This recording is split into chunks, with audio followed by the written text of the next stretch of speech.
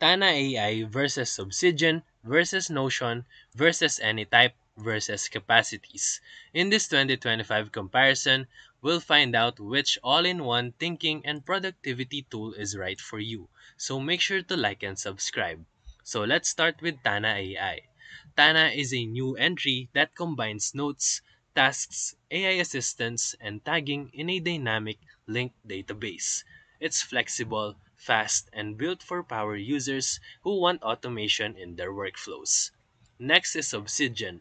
Obsidian is a local markdown note taking tool with plugins that make it highly extensible. Now in 2025, it supports AI for summarizing, writing, and querying knowledge graphs. Next is Notion. Notion is the all rounder. Pages, databases, AI assistants, and team collaboration all in one app. The AI can write, summarize, translate, and even autofill tables based on your prompts. Next is Anytype. It focuses on privacy and offline first architecture. It's like Notion but fully local and encrypted. It now supports AI summaries and relational object linking. Lastly, capacities. Capacities merges note taking with structured thinking, with daily journaling. AI generated insights and context aware linking are its strong suits. So let's compare their AI features. Tana and Notion leads here.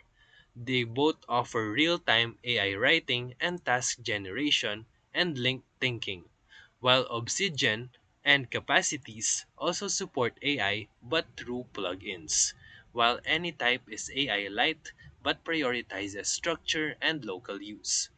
And so, for privacy and offline use, Anytype wins here, while Obsidian also works offline, and Notion and Tana are more cloud dependent.